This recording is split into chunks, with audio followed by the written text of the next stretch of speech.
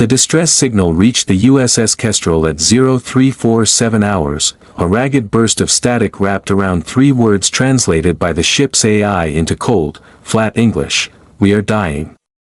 Captain Ryan Holloway had been asleep for 11 minutes when the alert woke him.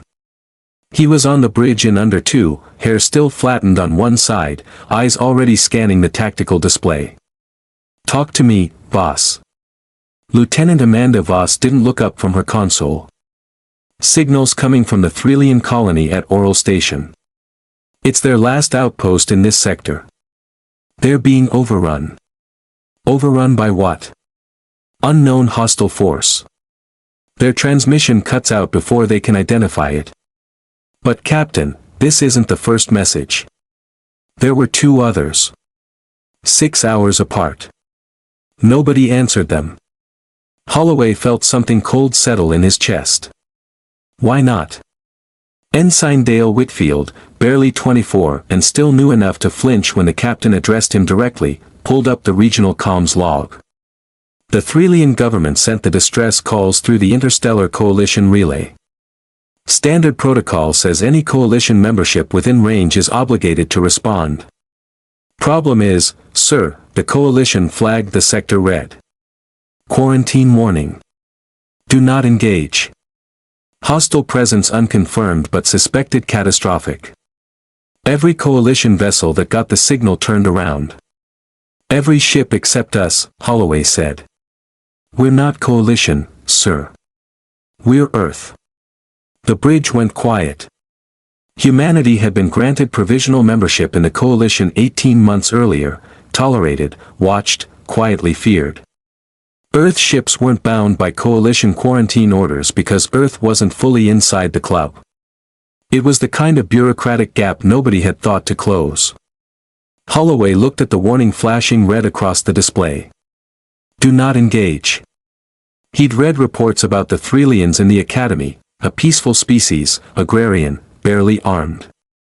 They'd built exactly 1 line of defense in 300 years of history. The coalition's promised that nobody would ever need more than that.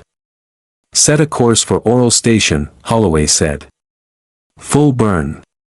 Voss glanced at him. Sir, the quarantine order isn't ours to follow.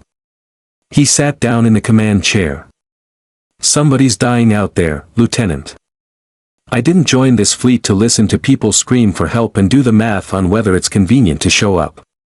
They dropped out of transit 6 hours later into a graveyard. Aurel Station's outer perimeter was littered with wreckage, not warships, not military hardware, but transports. Evacuation shuttles. Dozens of them, gutted and drifting, their hulls scored with weapons fire that hadn't been aimed at defenses. It had been aimed at people trying to run. My God, Whitfield whispered. On the main screen, the source of the attack came into view. 3 enormous vessels, black and angular, clustered around the station like wolves around a carcass. Coalition sensor logs would later identify them as Vorkalen raiders, a scavenger fleet that had learned, over the centuries, exactly which worlds the coalition would abandon rather than defend, and which ones it wouldn't dare provoke. The Threlians had never been worth defending. That was the calculation. That was the entire, quiet, unspoken policy that had let 3 distress calls go unanswered. Captain, Voss said, voice tight, we are 1 frigate against 3 capital raiders. This isn't a rescue mission anymore, it's a... Say it. She didn't. Holloway leaned forward. Whitfield, get me a channel to that station. I want the Threlians to know somebody's here before we do anything else. The channel opened to chaos, alarms, voices overlapping in a language the translator struggled to keep pace with. Then one voice broke through, steadier than the rest. An older Threlian, their vocal pattern strained but clear. This is Ambassador Sylvan Ithric of Aurel Station. Identify yourselves. If you are in the coalition, we thank you, though you come too late for half our people. Ambassador, this is Captain Ryan Holloway, Earth Vessel Kestrel. We're not coalition. We got your signal. We're here to help. A long pause. Earth. Your people are new to the stars. Small. I do not understand, your ship is a single frigate. The Vorkalen have brought 3 war vessels to erase a colony of farmers and archivists. There is no rescue you can offer us. There is only dying with us, if you choose to stay. Holloway looked out at the wreckage of the evacuation shuttles. He thought about 11 minutes of sleep and 3 ignored distress calls and a quarantine order that had decided, somewhere in a boardroom light years from here, that some lives cost too much to save. Ambassador, he said, you don't know my species very well yet. Get your remaining people to the lower decks and brace for impact. We're not leaving. He cut the channel and turned to his crew. Full weapons free. Target the lead raider's engine cluster. Voss, get me a firing solution on their shield generators. I don't care if it's not textbook, I want it fast. Captain, 3 raiders will tear us apart in a straight fight. Then we don't fight straight. Holloway's voice was calm in a way that steadied the whole bridge. They've spent centuries hunting things that don't fight back. Every calculation those raiders have ever made assumes their target runs, or surrenders, or dies quiet. Let's teach them a new variable. What followed was not clean. It was not the kind of battle written up in academy textbooks with elegant tactical diagrams.